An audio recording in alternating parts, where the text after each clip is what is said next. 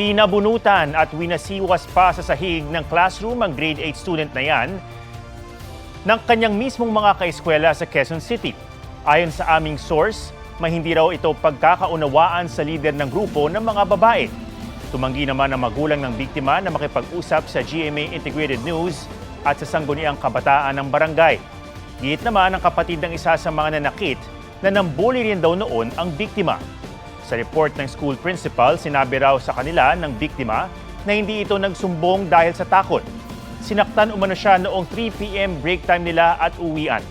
Ang Bagong Silangan High School sinabi sa isang pahayag na may mga seryosong aligasyon ng bullying. Nag-iimbestiga na rin daw sila sa nakuha ng video. Para sa mas mabilis na investigasyon, humingi na ng tulong sa PNP ang DepEd. Bago ngayong gabi, sinalakay ng NBI ang isang planta sa Marilao, Bulacan na nag-iimbak umano ng mga delikadong kemikal gaya ng sangkap sa bomba. Nabisto ang 20 tonelada ng sodium tungstate na ready for export pati nitric acid na ginagamit daw sa paggawa ng bomba.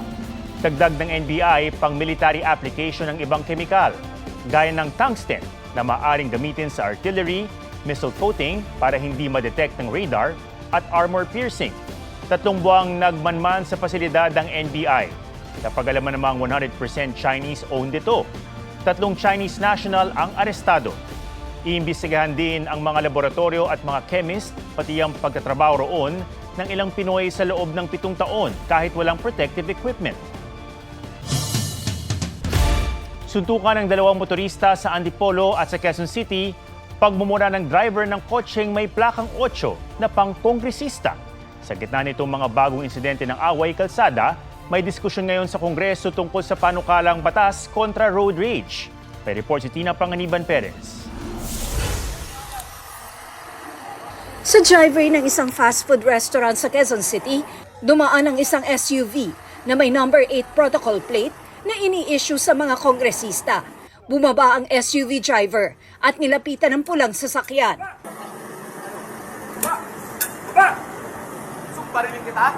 Bumalik sa SUV ang driver at umalis.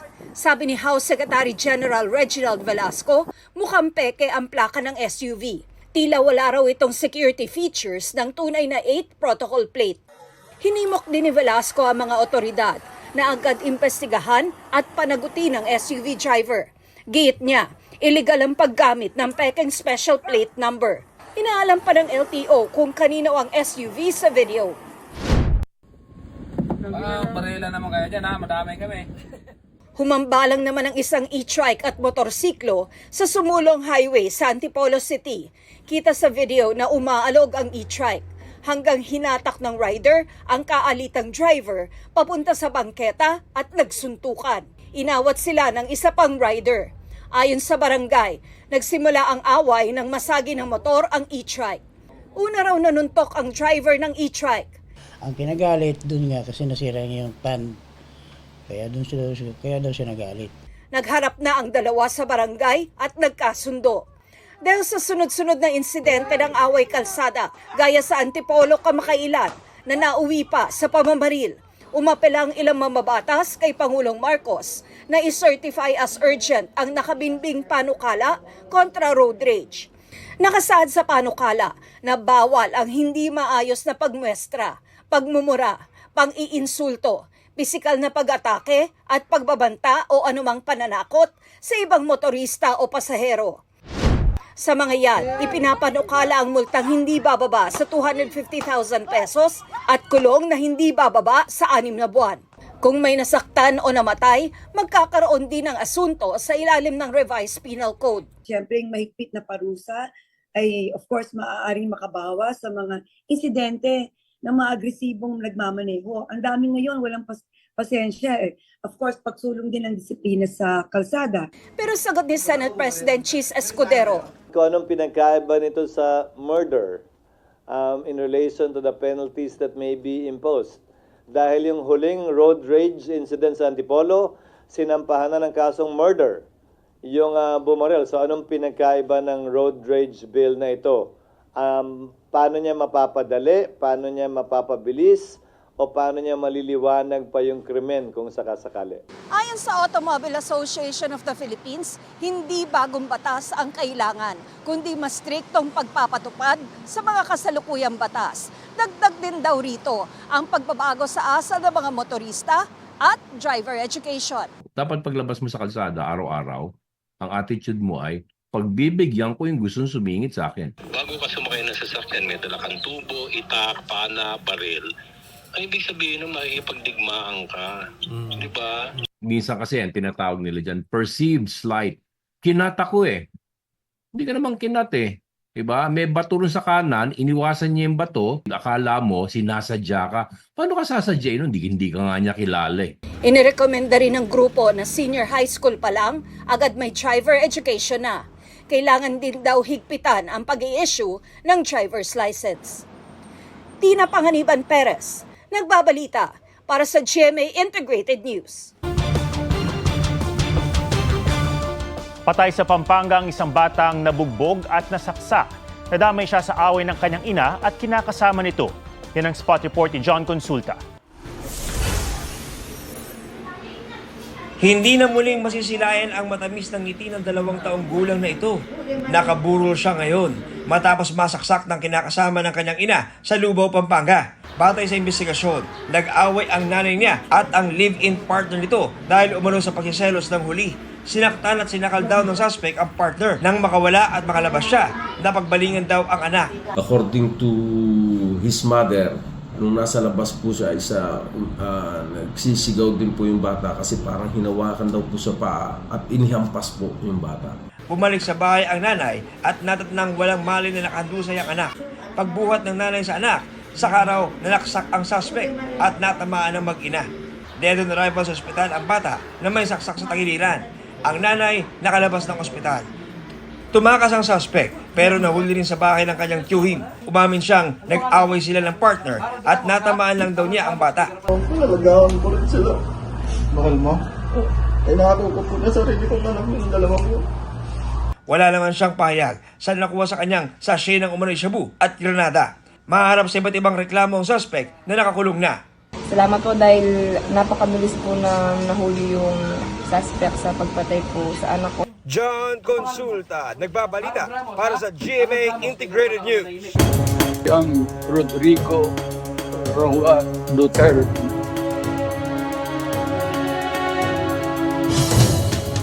Pinal na ang listahan ng mga abogadong bubuo ng defense team ni dating Pangulong Rodrigo Duterte para sa pagharap niya sa International Criminal Court. So our core team is now fully completed. It'll be released in the public filing, yes. It should be today or maybe on Monday. Ayon sa lead counsel ng dating Pangulo na si Attorney Nicholas Kaufman, hindi kasama sa defense team si dating presidential spokesman Harry Roque. Ang kanyang pag-apply ng asylum sa the Netherlands hindi raw akma sa trabahong humarap sa International Criminal Court. Plano rin daw ng kanilang kampo na magsumite ng petisyon para sa interim release o pansamantalang paglaya ni dating Pangulong Duterte sa tamang panahon.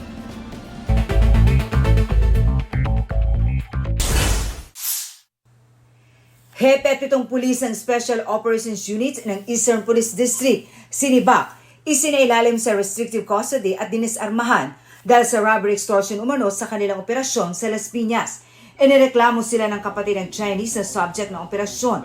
Hindi raw kasi ang Chino ang nasa warrant ng mga nagpakilalang pulis pero bihis sibilyan. Ginalaw raw ng pulis ang CCTV at natangay ang 27 million pesos na cash, pati gold bar, mga alahas at relo. Mari namang itinanggi ng kanilang team leader ang mga aligasyon. Department of Foreign Affairs tiniyak na tutulungan ang 3 Pilipino sa China na batay sa abiso ng Chinese government ay inaresto dahil sa umano'y pang-espiya. Ban sa pagsasakay sa MRT-3 ng mga bagahe. Umalet ang mas malaki sa 2x2 feet dahil kumakain daw sa espasyo sa loob ng tren, sinuspinde.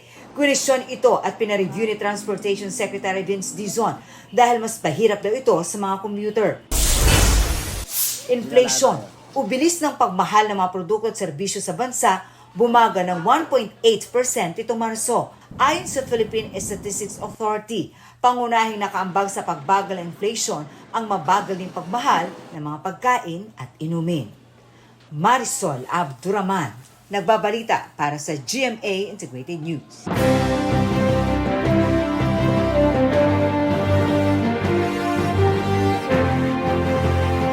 Pinagpapaliwanag ng COMELEC ang isang congressional candidate sa Pasig City kaugnay ng sinabi niya habang nangangampanya. Para sa mga solo parent ng Pasig. Minsan sa isang taon, ang mga solo parent na babae na nireregla pa, Nay, malinaw, nireregla pa. At nalulungkot, minsan sa isang taon, pwedeng sumiping ho sa akin. Sa show cause order ng COMELEC Task Force SAFE, binigyan si Attorney Christian Sia ng 3 araw para magpaliwanag kung bakit hindi siya dapat sampahan ng reklamong election offense at petition for disqualification. Posible raw paglabag sa COMELEC resolution kontra diskriminasyon ang naging pahayag ni Sia. Nagsorry naman si Sia at nangakong hindi na ito mauulit. 38 days bago ang eleksyon 2025, edukasyon, agrikultura at trabaho ang ilan sa mga binigang diin ng senatorial candidate sa kanilang pangangampanya. May report si Ivan Mayrina.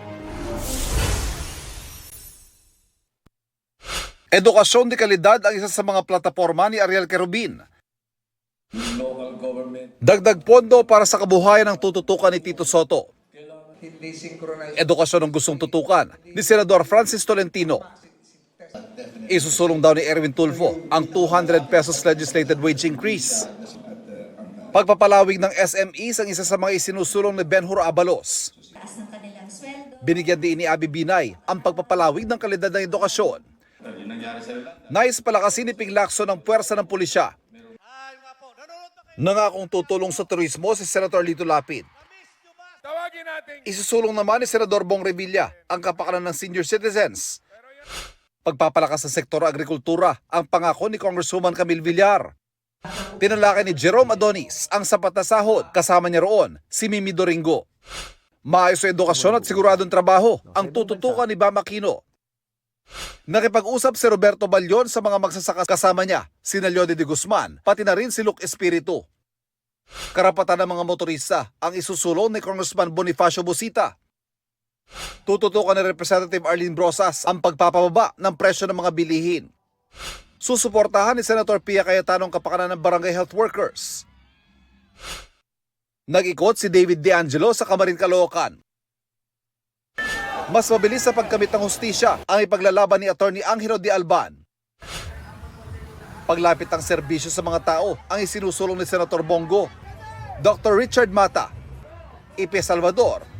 Paalala ni Congressman Rodante Marcoleta, iboto ang may pangmatagalang plano para sa mahihirap. Sa Iloilo, inalala ni Heidi Mendoza ang naging trabaho sa COA at paglaban sa katiwalian. Patuloy namin sinusundan ang kampanya ng mga tumatakbong senador sa eleksyon 2025. Ivan Miri na nagbabalita para sa GMA Integrated News. Huwag magpahuli sa mga balitang dapat niyong malaman. Mag-subscribe na sa GMA Integrated News sa YouTube.